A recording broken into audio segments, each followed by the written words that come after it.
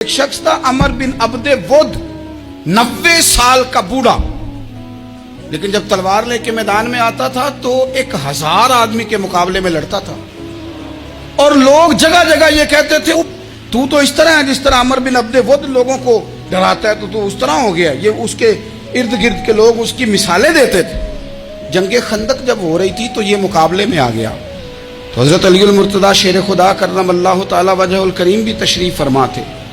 اب پورے عرب کے اندر اس کے بارے میں یہ کہا جاتا تھا کہ اس سے نہ لڑو، وہ تو خونخوار ہے، وہ تو درندہ ہے، وہ تو جنگلی شیر کی طرح آتا ہے، وہ تو کاٹ کھانے کو دوڑتا ہے، اسے کون لڑے۔ ذہن بنا دیا لوگوں نے کہ عمر ابن عبد ود کے مقابلے میں کوئی نہیں آ سکتا۔ خندق میں یہ آیا، اس نے للکارا مسلمانوں کو، آؤ وہ تمہاری جنت کدھر ہے جس کے بارے میں تم کہتے ہو کہ ہم شہید ہوں گے، تو آؤ میرے مقابلے میں نکلو۔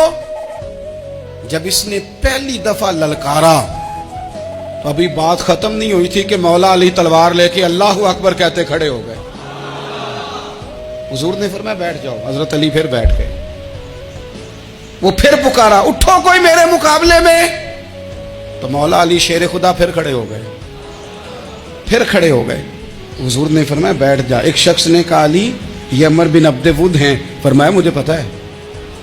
نہیں سمجھے آپ بات، میں آپ کو سمجھا کے لایا ہوں پیچھے سے کہ پراپوگنڈا کرتے ہیں نا لوگ، ہو آگے نہ جانا، یہاں کرنٹ بڑا زیادہ ہے، وولٹیج بڑے سخت ہیں، تو آگے نہ بڑھنا۔ بھائی کیا ہو جائے گا، اٹھ باندھ کمر کیوں ڈرتا ہے، پھر دیکھ خدا کیا کرتا ہے۔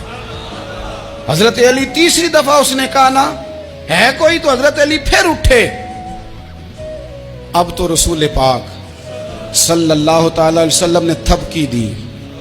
بعض جگہ یہ ہے کہ حضور نے خود تلوار تھمائی، سر پہ امامہ باندھا، اور حضور نے فتح یابی کی دعا فرمائی۔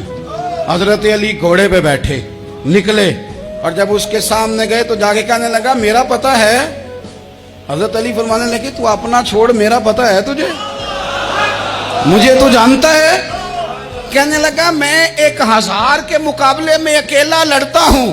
حضرت علی شیر خدا فرمانے لگے پتہ نہیں تو کن سے لڑتا رہا ہے، جانے وہ کون ہے جن سے تو لڑتا رہا ہے، وہ کون 1000 تھے جو تیرے مقابلے میں آتے تھے، پتہ نہیں۔ تو کہنے لگا میرا نام میری ماں نے عمر بن عبد ود رکھا ہے۔ فرمایا چھوڑ تو، میری ماں نے میرا نام حیدر رکھا ہے۔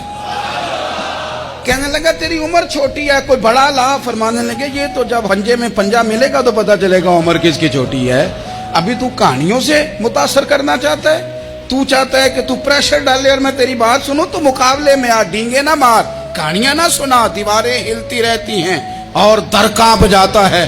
علی کا نام سن کے اب بھی خیبر کانپ جاتا ہے، تو مقابلے میں آ، تو باتیں بنا رہا ہے، کہانیاں سنا رہا ہے۔ وہ کہنے لگا تو بچہ ہے، میں چاہتا نہیں تیرا خون بہاؤں۔ تو حضرت علی کہنے لگے میں بڑے دن سے پریشان ہوں کہ کسی بے ایمان کا خون بہایا کیوں نہیں، میرا بڑا دل کر رہا ہے تیرا خون بہاؤں۔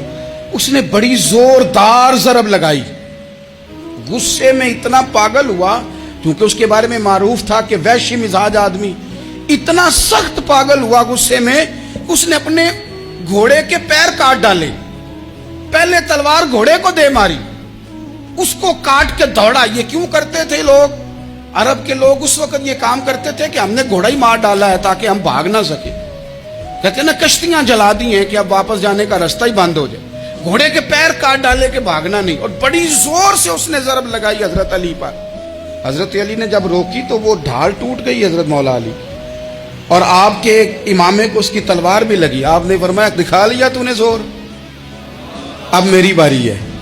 حضرت مولا علی شیر خدا کا قد بظاہر چھوٹا تھا، صحابہ کہتے ہیں ہم دور سے دیکھ رہے تھے، اللہ اکبر کہہ کے تھوڑا سا زمین سے وہ اٹھے، تھوڑا سا اٹھے، اور پھر دوبارہ نہیں انہیں تلوار چلانی پڑی، ایک ہی ضرب لگائی اور اس کے 2 ٹکڑے کر کے اسے زمین پہ پھینک دیا۔